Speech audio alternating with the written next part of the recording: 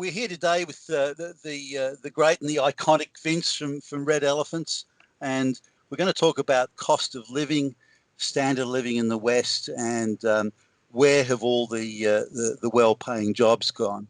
And Vince, I think you recently did an upload on this where I think it was 50% of Americans being paid less than $35,000 a year. How much research did you actually go into in that, and how bad is it? I mean, if the midpoint is $35,000 a year, that means there's got to be a lot of people doing it tough out there. Yeah, it is. And, this is something that a lot of people don't want to acknowledge. I mean, it's like on the left, you have people complaining about low wages and demanding a $15 an hour minimum wage and demanding free health care and demanding free this, that, and the other. But what they don't seem to take into consideration is the fact that the reason for these declining wages in the West is because we have been flooded with millions upon millions of people coming in here and driving down the cost of labor, who are mostly low-skilled, low-wage workers who have been driving down the cost of labor for the past 50 or 60 years. And this is something that George J. Borjas, an economist, talks a lot about in a book that I highly recommend called We Wanted Workers.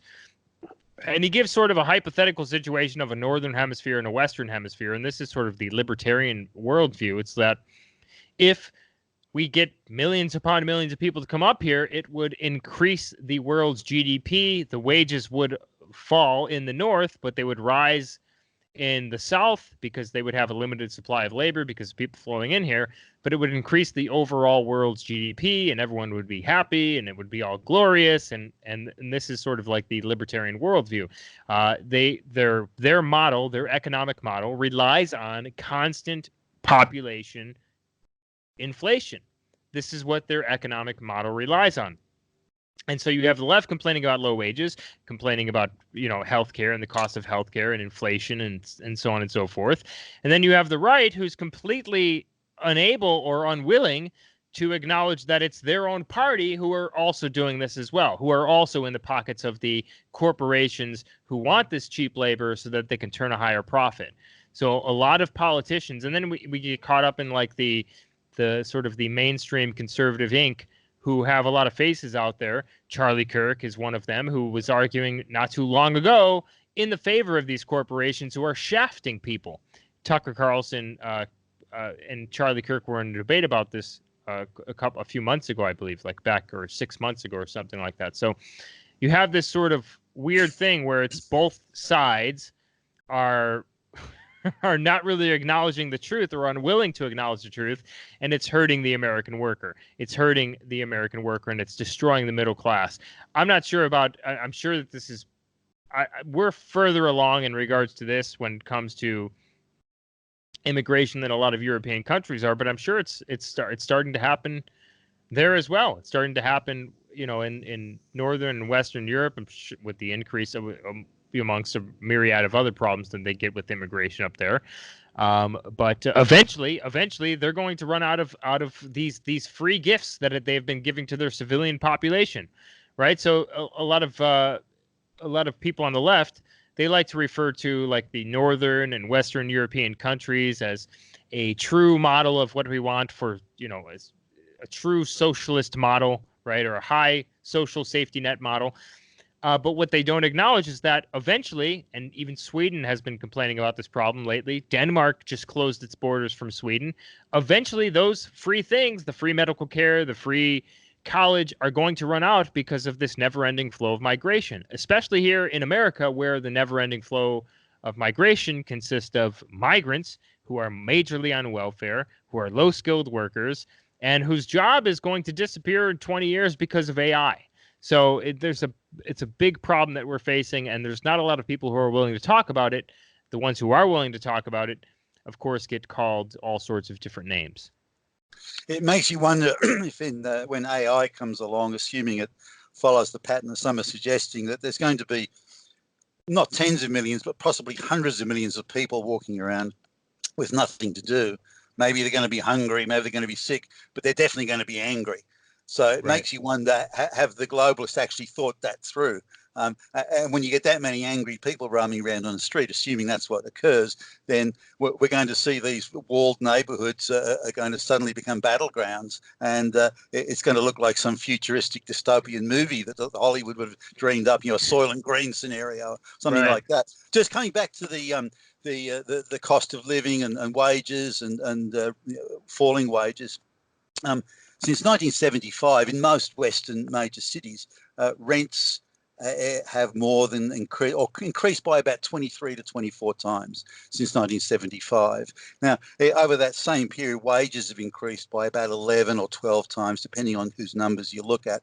So this is the same for mortgages and basically every essential of life, housing, fuel, all this sort of stuff has increased at a much faster rate than the rate of wages. Now, consumer goods, for example, a television is cheaper now in purchasing power terms than it was in 1975. So optional consumer goods that you kind of can do without, optional consumer goods have gone down in price. And some of them things that have gone down in price, like, say, clothing from China, the quality of the clothing is so poor that you've got to replace it every year. So the cost of ownership, if you like, is quite high. And you probably remember, I remember as a kid when there'd be a family down the road with, I don't know, 5 or 6 kids, that they could do the hand-me-downs where what was bought for the first kid, the clothes was the clothes were so durable and good quality that they could be the 5th or 6th kid down the line could wear these hand-me-downs. Now those days are long gone. So we're looking at a lot of adjustments in cost of living, and in 1970, 65%. Well, I do have to say, I have 3 kids and I have 2 daughters. They did wear the same clothes. But yeah, I guess you're right though about like the pants. Sometimes the pants would rip very easily. But now like girls are wearing these leggings things which didn't really exist before, and it's a lot easier to rip. But like the shoes, sort of the most expensive pieces of clothing, certainly were hand-me-downs for the siblings. The middle child always complains about that. By the way, my middle child, she's always like, "Oh, I always get the hand-me-down." Hey, but that's the way it has to be. You know what I mean? So, well, but anyway, so since 1975, and I lost my train of thought there. What are we doing? You were talking about the rents. Since 1975, 65% of the working population could afford what we would call a middle-class lifestyle. They could get a mortgage. They could have a dependent wife. 2.35 children. They could have the annual vacation. They go along Route 66 in the Chevy Impala or something like that, and they could have that middle class lifestyle. By 1995, only 25% of the working population could afford that same middle class lifestyle. We're talking purchasing power of the paycheck here. What is your paycheck purchase? I mean, if your annual wages are only $1, but you can buy a house for $3, then $1 still has purchasing power. So, but today it's less than 10%, about 8% of the people can afford that middle class lifestyle because the cost of the essentials of life, servicing the mortgage or paying rent, these things are more than double what they were. And fresh food, for example, is about 25% more expensive today than it was then, whereas processed food, which comes off quite a high watermark back then, is relatively cheaper today than it was then. So these cost pressures, alongside flat wages, are squeezing the middle class out of existence, and there doesn't appear to be, certainly neither the Democrats or the Republicans or any of the major parties across the Western world seem to give a flying fig about that sort of situation. They're just not addressing it. They don't seem to care. Now, on top of that, we've got an elite class that are developing. The difference between CEO pay, and I'm looking at an example in Australia here. There was the average wage was $4,000 in 1971, I think it was. Here I'm looking at, and the CEO was being paid $25,000. So actually, not a huge difference between the CEO and the shop floor worker. But today in that same company, which by the way, this same company has got less competition, more government protection, It's effectively got cartel pricing power, so it doesn't even have to be as good as it had to be back then, or the CEO doesn't have to be as good. But the difference now is over 150 times difference in the pay. So people who are working less, contributing less, are in fact making the arrangements. And these are the guys, the donors, who are controlling the party machines, the Democrat machine and Republican machine, and in turn deciding who's appointed or who stands in a certain district, and making sure that globalist sympathetic or just passenger type candidates are being put into the Congress. So Yeah. so we've got a number of pressures coming from different directions there. Does that come across in the United States, do you think, Vince? Oh, of course. And you know, they can't build houses fast enough for the influx of people coming in here. It's like people don't acknowledge this as well. It's like the only reason why our population is ballooning and increasing is because of immigration. We're not having children here. We haven't been having enough children to replace ourselves since like the late 1960s, early 1970s. So the only reason why our population went from 200 million to 325 million is because of immigration and the children that the immigrants are having. That's the only reason for the increase in population. So they can't build houses fast enough for the influx of people. We have 1.1 to 2 point, who knows? It could be as high as 3 million people coming in here every single year with the amount of illegals who are coming every single year. So we're talking by way of legal and illegal immigration. We have millions upon millions of people coming each and every year. 60 million, I think, since the 1965 Hart-Celler Act or something like that. And they can't build houses or housing fast enough to house them. And so what do you get from that? Of course, you're going to get inflation, right? And so when you talk about the wages from before in the 1950s versus the wages today, adjusted for inflation, the wages from the 1950s and 60s were actually higher than they are today, adjusted for inflation. You could work at a supermarket. You could work at a gas station and afford a family of 5, afford to purchase a house and afford to raise a family, with 3 children, 2 or 3 children. That's just not possible today. Now you have, of course, the left working against themselves because they don't know what to support. I think some of them acknowledge this problem, but most of them don't. They say that we need to protect immigrants. We need to treat immigrants. We need to allow them to keep flowing in here each and every single year. But also we're going to complain about low wages, which immigration is a major driver of the low wages. We're also going to complain about carbon emissions, which if you increase the population by 125 million people, you're going to get more cars on the road in a more industrialized nation, coming from a nation that has a smaller carbon footprint like Mexico, where most of our immigration has been coming from for the past 50 or 60 years. You complain about a ballooning population. You complain about no space. You complain about 10-lane highways. You complain about traffic on the way to work. You complain about all these different things. But no one's really willing to stand up and say that, listen, the common denominator with all these things that you complain about is immigration. And we have all these different people who are getting paid to push these positions, a lot of economists as well, like the Open Borders Lobby economists, who are getting paid to push these positions to sell you the lie that immigration has been a good on the economy, has been overall, as Ben Shapiro would even say, who considers himself a conservative. He didn't hold his position 3 to 4 years ago. He held a completely different position, but now he's saying overall it's been a boon to the economy. It's been good. When you actually look at the statistics that are being hidden from you, the ones that are not being paid from like the Center for Immigration Studies, so on and so forth, you will see that actually any sort of boost in gross domestic product, any sort of economic boost that the immigrants are contributing to the economy goes right back to them. At the very, very least, at the most, we're actually paying for them to come here. Something like $100 million a year or something like that, or $100 billion with a B every single year, according to the Center for Immigration Studies. Not only that, but most of them are on welfare. So all these different things are causing, right? Immigration is one of the major things causing a lot of these things that a lot of these millennials and young people are complaining about, which is going to make them more acceptable, which is going to make socialism to them more acceptable. I have to say, there is something to the argument that capitalism, when we talk about like cronyism and things like this, causing the things that we're seeing today in regards to the things that I complain about.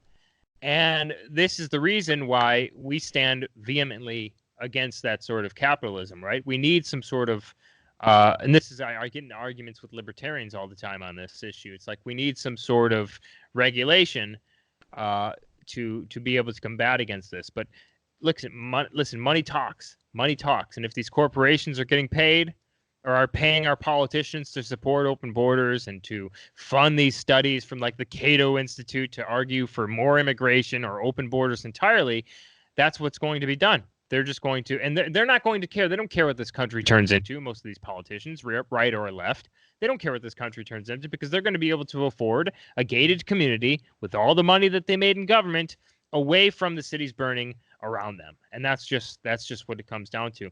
I don't think any, I mean, and you know, whether it's from the right or from the left, the establishment is soon going to come down.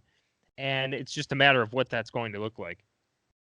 Oh yeah. Another thing I've noticed too is America, the West generally, has kind of lost its confidence. I used to come to the United States a lot, spent a lot of time around Silicon Valley as a young guy, and one thing that I found very exciting, there's a lot of people who are developing new products, new IT products, new software, and they were filled with confidence, they were filled with purpose. And there are a lot of them around in these small little industrial estates. They were positive. The future was big and bright, and they were going to be part of it. And there was a certain excitement, there was a certain energy there that I thought was very American, but Western as well, but particularly American. And that always impressed me. And I was sitting down talking to guys who 5 years later, they'd have $100 million companies and they were, rich dudes. So talking to those sort of people, but most recently when I went to the United States, around those same sort of places, I couldn't find those sort of people anymore. They didn't exist. And the sort of people that should have been there instead were talking about, racial and gender quotas and about all sorts of SJW nonsense. Right. That positive can-do America that used to exist and it was big and it was bright in the 80s, even in the 90s. It's pretty much disappeared, and that's really sad, because once you've got that, you start to fall into this crony economy thing that you were talking about, where people are only doing business with people that they know or people that are part of the bribing thing. But that's sort of, if I look at the top paid jobs in Australia at the moment, 90% of them were private sector jobs, even 15 years ago. Today, nearly 60% of all the best paying jobs are with NGOs, with left-wing SJW type think tanks. These are the best paid jobs out there. So there's been an incredible shift away from private sector employment into what I would call propaganda type employment, where people are being paid, and handsomely paid in some cases, simply to spew propaganda, to break down the white Western middle class male, and to open the doors for unimpeded, unquestioned immigration, like you were saying before. This in turn is going into feeding into other areas where merit and competence and achievement are now considered to be almost sinful in the SJW universe. Or racist, right? There's schools. Exactly. There's schools that are talking about getting rid of the entrance exam because blacks and Hispanics can't make it into elite high schools, to quote unquote desegregate schools and universities. There are Ivy League schools that are considering getting rid of standardized testing because blacks and Asians can't make it. With affirmative action.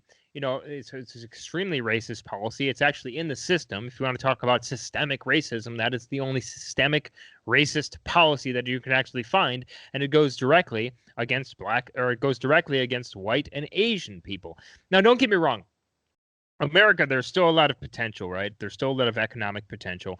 We're turning into a service. And this is something that Ian Fletcher, he's an economist, he argued in his book called Free Trade Doesn't Work. And he talked about how we're turning into a service economy. We're turning into sort of this decadent economy where it's just going to be service-based and there's going to be no manufacturing foundation whatsoever. We need to work the other way. We need to go back to where we came and figure this out, because we're not going to be able to survive as a service-based economy, especially when someone who we're considering probably becoming more and more of an enemy, which is China, who is manufacturing most of our steel. That is not a good idea at all. Especially, imagine going to war with someone. I'm not saying this is going to happen. I don't foresee this in the near future, but there's a possibility. there's more of a possibility of us going to war with China than us going to war with like something like Russia, right? So let's say we do go to war with China. How is that going to work out when they're manufacturing most of our steel and most of our steel plants have been completely sent to China? How is that going to work out? How does that make any sense? That doesn't make any sense to me. Now, in 2017, the U.S. has, like you were talking about, there's lots of people becoming millionaires and entrepreneurs and creating companies. I think that still exists. In 2017, 700,000 millionaires were created, new millionaires who weren't millionaires before, because there's a big thing that's happening right now where sometimes you go up in wages, you go down in class, you go up in class, you go down in class. Whereas before you would kind of like hover around the same class, and maybe you would make it to the next class, and then you would stay there, and you wouldn't really go down. Well, that's what the data shows. Well, now people are going up and down, up and down, up and down, and I myself have experienced this all throughout my entire adulthood, which has been short. I'm only 33. But in 2017, 700,000 new millionaires were created in the United States of America. So there is potential there. We just have to get back to the drawing board. We have to get back to the drawing board, and we have to admit some uncomfortable truths. If we're going to play this social justice game isn't going to last forever. This is going to lead to ethnic conflict in the United States. Increased diversity has led to this ethnic conflict that we're seeing. It's just plain and simple. You wouldn't have this social justice bullshit if our demographics were the same as like 30 years ago. It just wouldn't happen.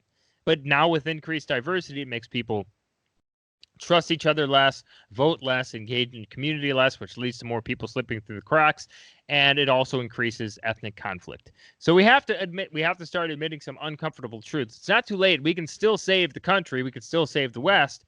We just have to admit some uncomfortable truths. I think we're seeing this in like Denmark, Sweden's starting to notice. A lot of people in Sweden are starting to notice. The AFD, oh sorry, not the AFD, that's Germany. The AFS, the Alternative for Sweden, it seems to be growing stronger. The AFD in Germany, Alternative for Deutschland, seems to be growing stronger. Now, some bad things happened with Matteo Salvini recently in Italy, but it seems like the populist sort of nationalist movement is growing in Italy, and I think in America we're starting to see this as well. And we just have to. They've played their cards too early. The globalists have played their cards too early. They didn't realize that this sort of the sort of increased diversity and things like this, open borders, leads to more identitarian feelings amongst the former majority population, or soon to be former majority population, which is the white non-Hispanics here in America. They didn't. I don't think that they expected it to go this fast. So we're gonna have to see what happens, but there is still hope. There is certainly still hope. I don't think that the game's over yet. I think it's got Right. Got a few more years to play out. There's something you touched on there about, and something I noticed when I first went to the United States. It was a very high trust society. Right. There were Hispanics. When did you go? Well, I first started going in the early 1980s. 1980s. So Yeah. yeah. So now there were still Hispanic people working in the hotels, even some of the quite good hotels, and I learned sort of Spanish as a kid. You know, my folks traveled around a lot, so I had to. I found that there were times when I had to there were no towels in the rooms, so you know, dos toalla, por favor. I had to remember my kid Spanish to kind of get around, but that wasn't much of an issue. But there was a high trust that you could talk to people. They would be they assumed that you had good intentions. This is commercially, and but today that's not there anymore. There's Nope. what was a high trust society is probably moved to the US, and maybe the West generally has moved into a mid-level where it's kind of, there isn't really that much trust. The people coming in from the third world countries and so on, they come from societies with very low trust, and they bring their low trust attitudes into the West. And if anything, they're changing us rather than the West changing them. Right. But there's a few other things that are being the effect of mass immigration. It's got a number of sort of knock-on effects. A lot of companies are saying to the government now, okay, if you want us to have gender and racial quotas, you want us to employ, the proverbial black lesbian as the CEO or something like that, we'll do that. But if we do that, we're going to have a less efficient business. We can't compete in the open market. So you got to give us government contracts to compensate us for all this work we're doing, or you got to give us monopolies, or you got to protect us from competition somehow. Now, more and more big companies are delivering what the government wants, these diversity quotas, and their high government quangos and all sorts of things, NGOs in particular. But in return, they're asking for special treatment to be exempt from market competition. Now, the spin-off effect of that is that they're employing people who are just ideologues. These people aren't competent at business. They're not learning anything. They're not adding value. They're not contributing anything other than they're filling a quota position. And now, if you look at that across the United States' entire economy, this means less competent people are multiplying at a much faster rate than the other way around. Less competent people produce less results, so there's less taxation than could have been. So the end result is that not only do you have the doctor that doesn't know the leg from the arm, or the top from the bottom or anything like that, but you've got people in business that don't know what they're doing. And this is lowering everyone's standard of living. So the cost of diversity feeding out in that sense is huge. And if you look at the amount of monopolies and cartels there, and it's meant to be the antitrust legislation in the United States could easily go and deal with this, but I notice all governments and all parties are looking the other way, and they're allowing these cartel type behaviours and type monopolies to multiply. And this, I think, is one of the the big sort of hidden things that's going on. Yeah, I saw there was a doctoral candidate that was like talking at one of these town halls or something like that, or she sent in like a video question. Oh, it was to Cory Booker, and she was like some black short-haired lesbian or something like that, and she was like, "Oh, I refer to myself as in the they pronouns or something," and she's like, "I'm a doctoral candidate, and I'm studying like gender something or other." And these are the diversity quotas, right? These are the products of the diversity quotas. We need to have a certain amount of this particular group in our universities, and they need to be in the STEM fields, and we need to have this certain amount. And this is what we're going to get, right? We're going to get, and you could tell that she had like a very low IQ, probably like 85, 87, somewhere around there, something like that, below 90, certainly. You could tell that she was very dumb, sort of slow, using they pronouns. This is how these people talk nowadays, because of the indoctrination that has happened in academia. And this is what you're going to get in the work field eventually. As you said, like, it's going to decrease competition, it's going to decrease productivity, it's going to decrease American exceptionalism, and eventually it's just going to all come crashing down, and we're going to be able to say, you see, we were right. Now we're going to take over, and now it's going to be, you're not going to like what we're going to do. It's got to be done. It's got to be done. So, well, it's a matter of priorities, Right. Yeah, I agree. So these are some of the challenges that are facing the West United States, and Vince has raised some of these before, but just putting it together in maybe a little package there. But what do you think, viewers? Put your comments below, and if you'd like to see more of these, let us know, and we can certainly, we've got plenty of raw material to work through. So Vince, I really appreciate your time today. It's really great. I hope that we can do more of these in the future.